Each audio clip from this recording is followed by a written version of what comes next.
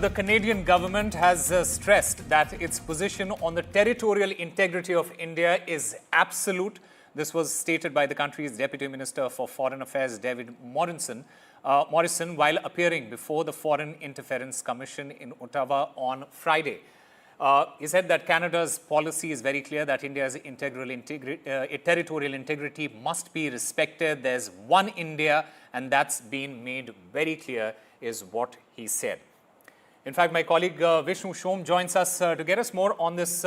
Vishnu, important statement there coming from Canada, especially with how the relations between India and Canada have evolved in the last couple of years, and that too, especially after Trudeau linked India with Nijjar's killing.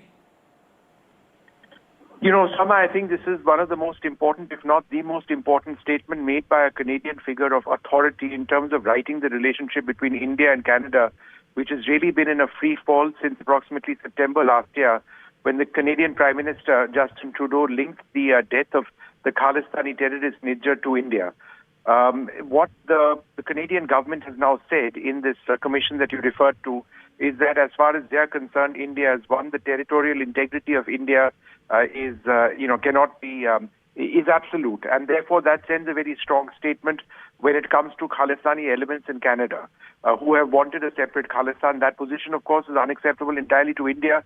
And by this statement, the Canadian leader, the Deputy Foreign Minister, who is equivalent to our Foreign Secretary, makes it clear that that position that the Khalistani extremists want is unacceptable to Canada. Why? Because he asserts that India's territorial integrity remains and is tantamount. He's spoken about the importance of India globally.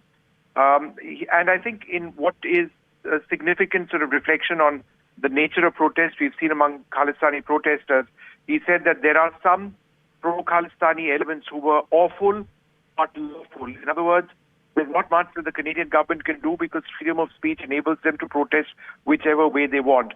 But, talks between India and Canada unofficial talks or talks at various levels are taking place. And hopefully this relationship between our two democracies will be put back, on an even keel. Both very strong democracies, very strong partners for decades. But I do believe that this statement by the Canadian Deputy Foreign Minister is indicative of an upward trajectory in the relationship.